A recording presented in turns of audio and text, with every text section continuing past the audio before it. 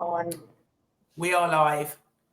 Hi everybody, welcome to today's live event. I'm Katie Friedman and I'm the founder of Flexible Working People, and the two people waving at you are Victoria Fox and Chris Hirst, who I'm absolutely thrilled to have join us today. Just to give you a bit of background about Chris and Victoria, and just to blow the trumpets and give you, all the creds before we start. Chris is the author of a best-selling and award-winning book, No Bullshit Leadership. And Chris, you have more than a decade of experience, don't you, in global and UK CEO positions. And Chris is widely recognised as an innovative and inspirational leader with a proven track record of successful business transformation. There you go, Chris. Thanks. And Victoria, welcome. Very nice to see you, Katie. Victoria is the CEO at AAR Group. Victoria joined AAR as their CEO in 2019. And Victoria's had a 20-year career agency experience and tons of experience running agencies. She's also an active member of WACL, Women in Advertising and Communications, and was recently awarded the UK Top 50 Leading with Kindness Award. So that's a lovely thing to have been awarded, sponsored by the Financial Times. So Chris, Victoria, thank you so much, both of you, for joining this session today. Thank you for having us. Thanks for having us. We are streaming live into LinkedIn, and we're also streaming live into the Flexible Working People Facebook group. So if you are watching live, I know it takes a little time for people to join. Please give us a thumbs up and say you're here, and there'll be plenty of people watching later on replay. So lots of people who can't join live will be watching. Just type in replay into the comments if you're watching later so that we know who you are. And if anyone's got any questions through the session, pop them in the chat box. And if we don't answer them live, we will answer them after the session. So let's get going. So one of the sort of greatest business challenges being around people and leadership, in today's session, we're going to talk about why everything that we've been told about the topic of leadership is snake oil and bullshit. Lovely. Yeah. And why Chris, together with AAR, led by Victoria, have partnered up to launch a training course with a goal to democratise leadership training beyond the C-suite and challenge all the preconceptions and misconceptions around what leadership is, who leaders are, and how to lead effectively and proactively. So with that, I'm going to ask Chris and Victoria some questions around leadership. And I want to start with both of you. Maybe you can both answer this first one, which is, let's just start with the basics. You've both led multiple teams and businesses. You're both seasoned leaders. But how would you define what a leader is? What is leadership? Chris, do you want to start? Yes. Well, I think if you have the temerity to write a book about leadership, I think you have to ask yourself that question. First of all, who is a leader? And I actually think it's a really important question, because the answer that I came up with to that is that everybody that has people they're responsible for is a leader. That means that I would imagine that virtually everybody on this call is a leader. It also means that virtually everybody is a leader from very early on in their careers. So I had people I was responsible for about 18 months. That, by the way, doesn't just apply in a work context. That's whether you work in, management consultancy, whether you work in a factory, whether you run a Sunday sports team. In that context, you're a leader. And you asked me to be brief, so I will be. But it's a really, really important thing to understand, because that means that many, many, many more people are leaders than we usually think, than we imagine. And it also means that many, many people in leadership positions don't think of themselves as leaders, because they don't have a title that we associate with leadership, and nor are they treated as leaders by the organizations they work within. And I think if there was one thing we could change to improve the sort of net leadership ability in the country, it would be to help people to reframe that understanding, let's say, of who a leader is. Great, thanks, Chris. And Victoria, what do you think? I definitely think seeing yourself as a leader earlier on, as Chris has described, is really important. But for me, when I think about a leader, it's someone who sets a really clear direction, and makes a lot of decisions to help momentum towards that end goal, but also gets a team of people excited and moving in that direction. That's how I see leadership. Okay, so I think it's really interesting to hear that, and I think that does sort of change the landscape quite a lot, because I think that when we're growing up, there's often that thing that people say where they say you're a natural leader. You know, you're either a leader or you're not a natural leader, and sort of we build those, you know, we have these conceptions about ourselves. And we also have lots of psychometric testing done through businesses where they say you're a leader, you're not a leader. You know, we test for leadership skills. So it's really interesting to hear you saying anyone can be a leader. So would you both say that there's no such thing as a born natural leader, then anyone can be a leader? Do you want to go first, Chris? Yeah, sorry, I'm happy to. No, I wouldn't say that no one can be a natural at it. Just the same way that any other thing, some people are naturals at, right? I mean, some people are naturally really have a particular gift for music or sport, which is not the same. However, the really important question is there a leadership type? Can everybody learn to be an effective leader? There is no leadership type, and yes, everybody can learn to be a leader.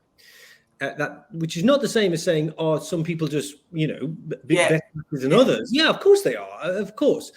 But the idea, I think the idea of a leadership type is an insidious idea.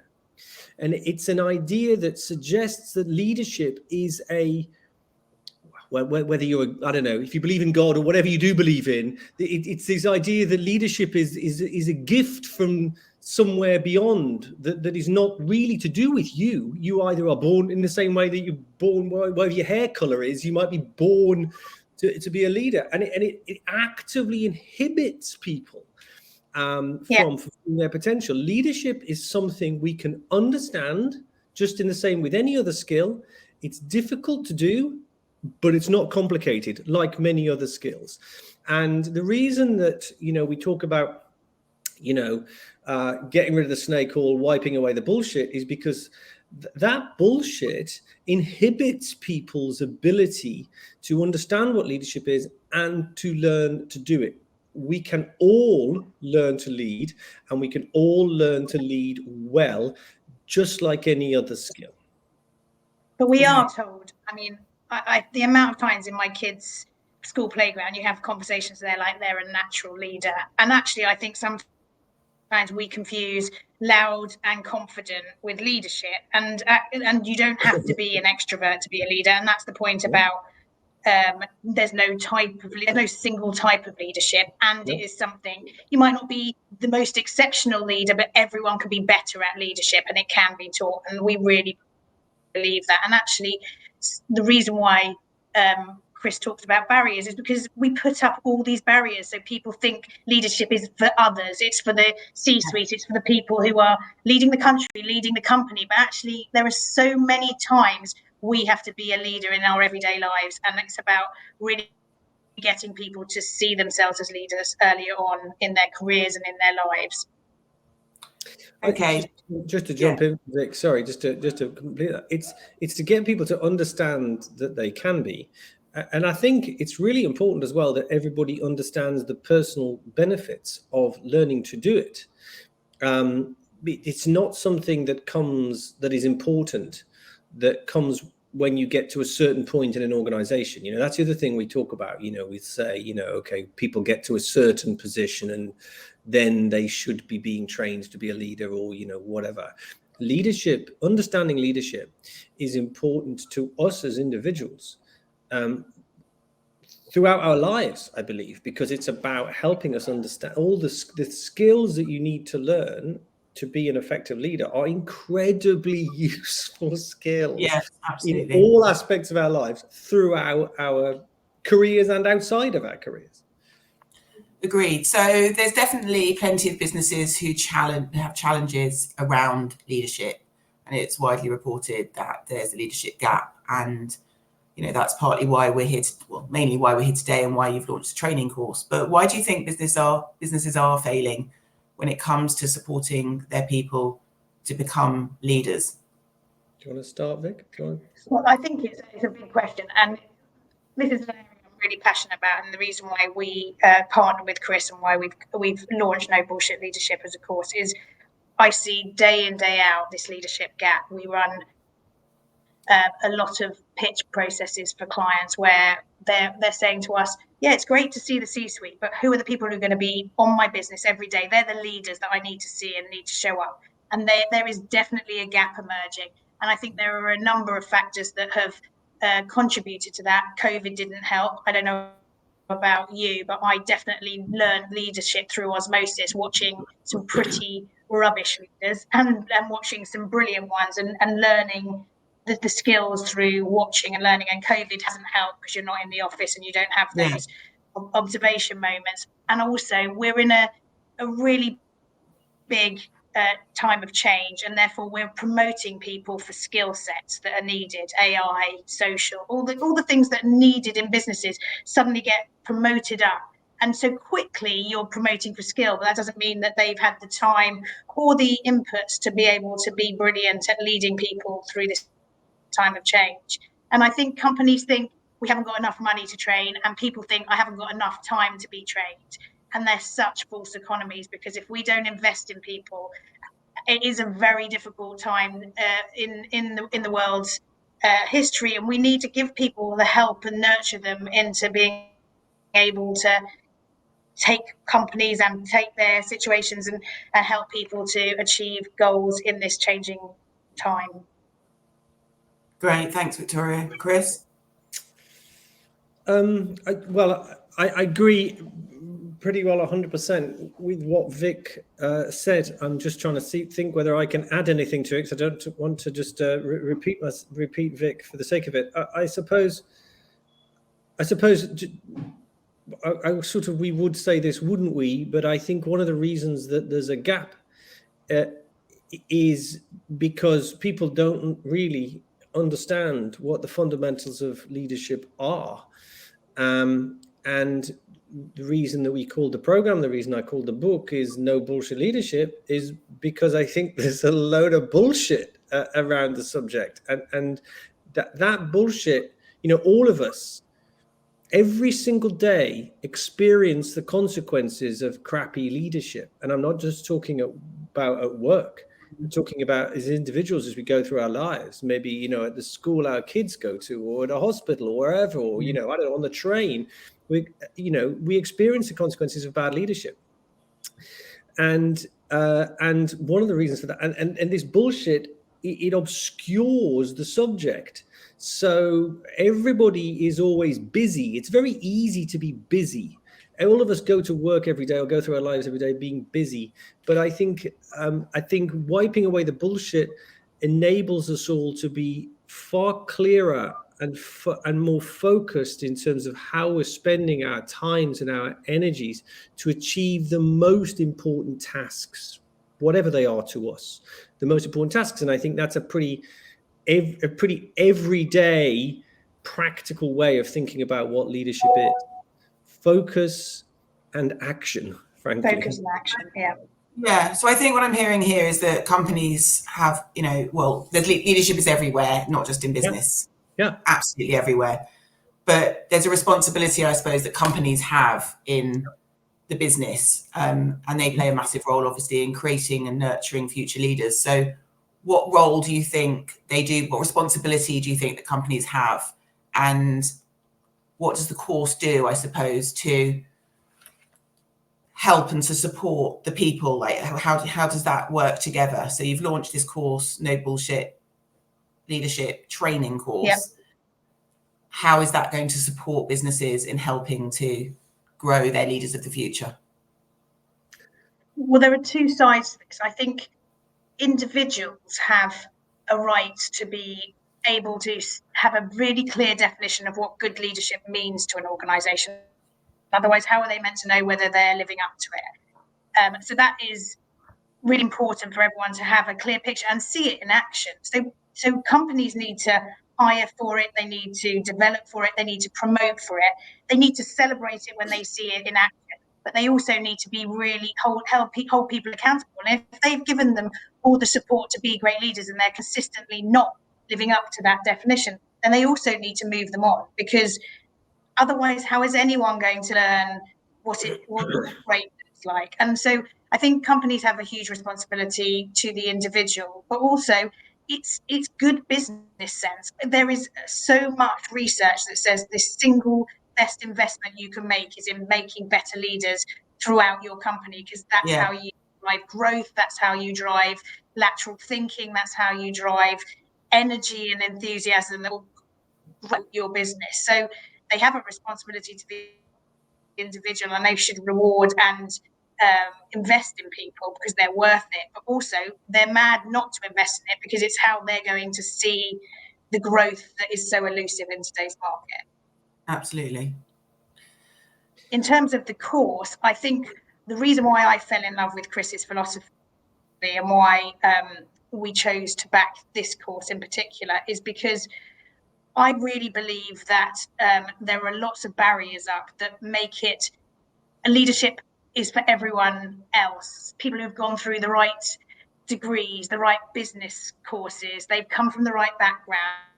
And I think that really stresses me, because I think there's an incredible latent talent that we really need to invest in and drive through a business. And that is about democratising meeting it, making it available and taught to the masses. And I think the other thing is the majority of people don't learn with their heads, they learn with their hearts. And I think this course really does capture that. It's a very simple philosophy. It strips away the things that make it a whole business out in the world. Like there's so much material about writing an amazing strategy and getting it absolutely perfect. And you can spend your entire time in a position just perfecting a strategy. That's not leadership.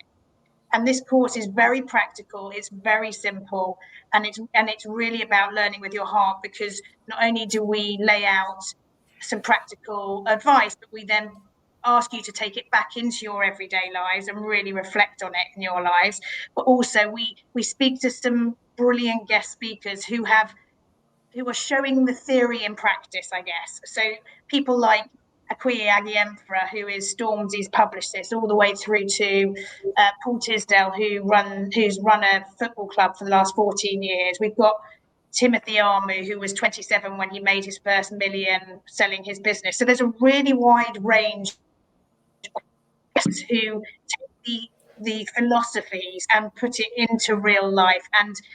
And I think that's what I mean about learning with your heart, because you listen to these stories and I think people come out with a total belief that they are leaders and they can be completely exceptional in the spaces that they occupy. And that's why I feel really passionate about the product that we've created. That's amazing. And I think that you're right. There's a plethora of courses and books. I mean, you know, all around leadership, and it's about the heart and making change.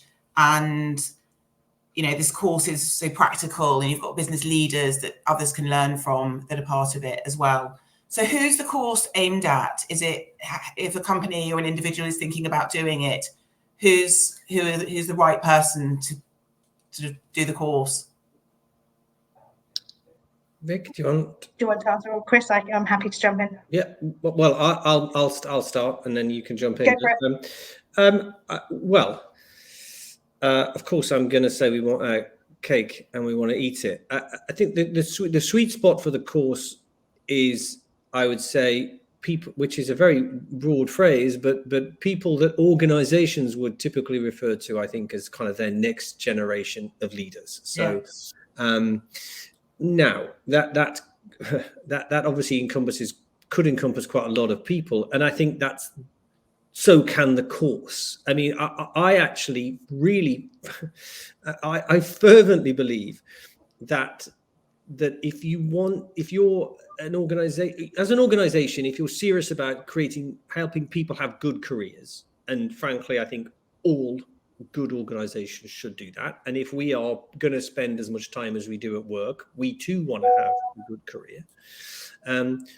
Leadership and understanding leadership is the most potent way to achieve that, because it's about helping. I think you can think of leadership in three directions. We typically think of leadership as something, if you like, we do to other people, the people that work for us. We lead those people, and it is that. How do I help those people achieve things they wouldn't otherwise achieve? But if you're as an employer, it has two other equally important dimensions. First, we should be asking our boss, what can I do to help you achieve things you wouldn't otherwise achieve? I mean, if you want to be indispensable, that's about the best way to be indispensable. Yeah. And the third question is to ask yourself that question. What are the things I need to do to enable me to achieve whatever great success means for me? And that is what leadership is about. It's not just about the organizing of teams. It is that, but it isn't just that. And so I think organizations, serious organizations that take the development of their people seriously, and that is, that is the most important thing, should be thinking about how we create a shared language within our organization around what good, great common definitions. Yeah, I think that shared language is incredibly important now. We're not naive. Everybody has a finite amount of money to invest, and you need to invest that money where you think you're going to get the best return. So, personally, I think that's people. This course is ideally suited for people who are maybe one or two steps away from being in the sort of executive suite level. Whatever. I'm trying to avoid using the word C-suite because it's. Because it's such a bullshit phrase. But look, I mean, I've worked with plenty of people with C at the start of their job title who would benefit from this course as well. Yeah, okay. I was about to say, it's quite interesting seeing who's gone on the course to date, because we are very conscious that we're also in a gig economy. So there's lots of amazing people who are leading themselves and their businesses, and they might be working from home and working to drive something great in a different way than in a typical organization. So we've had people who are investing in it for themselves, individuals who want to better themselves, and then we've had organizations all the way up to the big four management consultancies who have sent CEOs in there, so they have many CEOs, but at that level have gone through it, and they all take something different out of it. I guess at this more senior level, there's not new news in here, but you're always going to come away with more confidence and more practical application, and it's a boost. Whereas for someone who is probably the first time managing a team, it's going to be new news, and a lot more of it is about learning new skills. So it really can benefit such a vast swathe, but we're very conscious that obviously people can't send their whole organization on it. So we would say the sweet spot is those who have a role of influence over a project or a group of people. And that tends to be that messy middle. I don't think there's new news, but I do think there's clarity. There is clarity to the philosophy, our philosophy around leadership. But frankly, let's be clear, you're free to agree or disagree with our philosophy around leadership. But there is a very clear one. And I think it's really important, if you're responsible for people, which makes you a leader, even if you're not, but let's stay to that. It's what is most important is not that you agree with Vic and I, although of course we'd really like you to.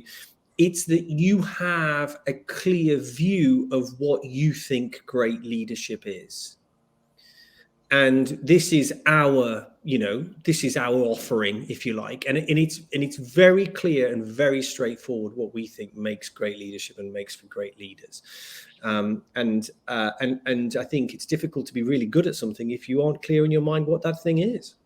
Yeah, and I think that people just fall into leadership, as you've said. So without the training, it's like anything, you know, you can learn by osmosis, you can learn by people around you, you can read books, but people are just promoted from within, they become leaders and they don't actually have the skills that they need. And so taking that step back and doing something where you're, you know, given the tools and supported by the company is sort of a whole different ball game. And I think generally in business, we're not very good at doing that. We're sort of very good at just, you know, being involved in the day-to-day of being in your business, but taking people out of the business to train them to then bring them back in and be better is something that I don't think businesses do well enough.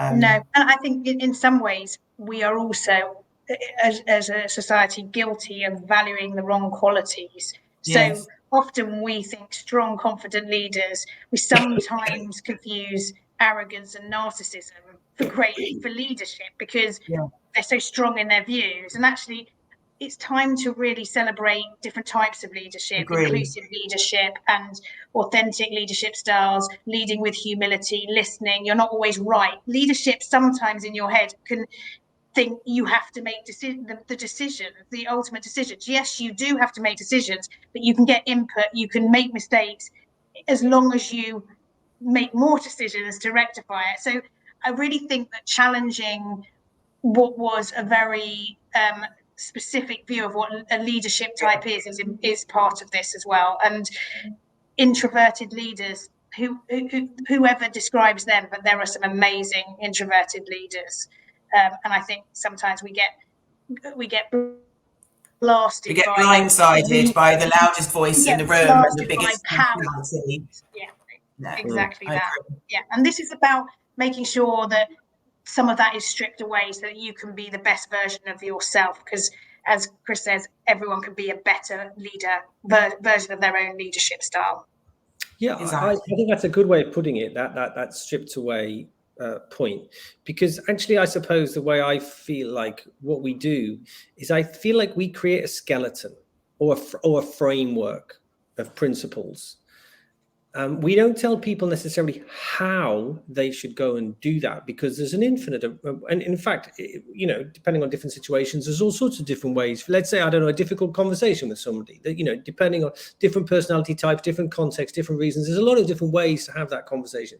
But we do talk about the critical importance of having it and the fact that, you know, you can't progress if you don't. So I see it as a sort of a skeleton that different situations, different types of people will then implement in a way that suits them. And I think that, you know, we talked about people getting into roles and without any formal training. I also think that work is very noisy.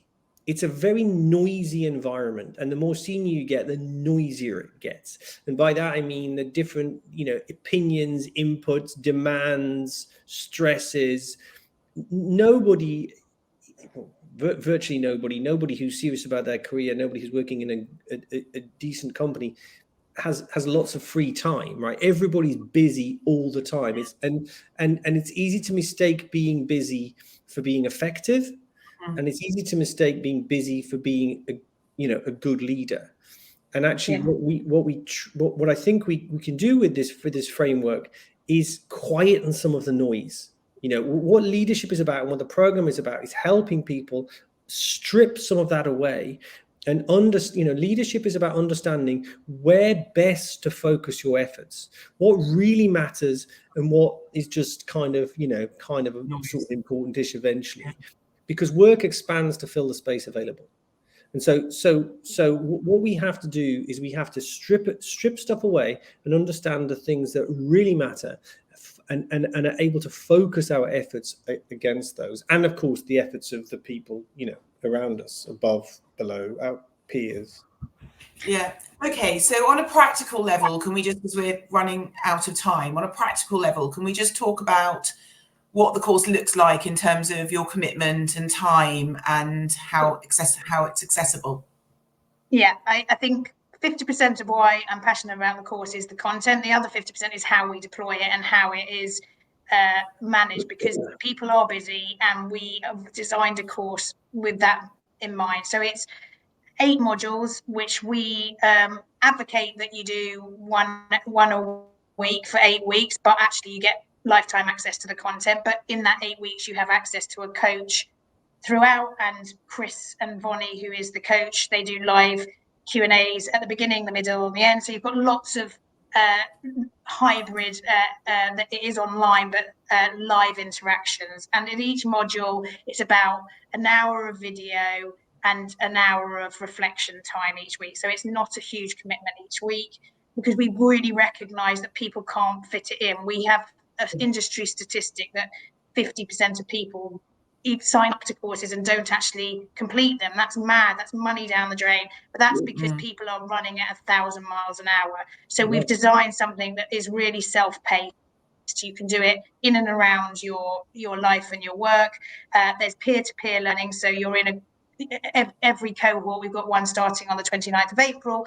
We'll have a maximum of 20 people in a classroom. Those 20 people share their answers amongst each other. So you see how your peers, which might be from completely different industries or different setups, how they are approaching the task, because there's a homework task every other week, which takes about an hour.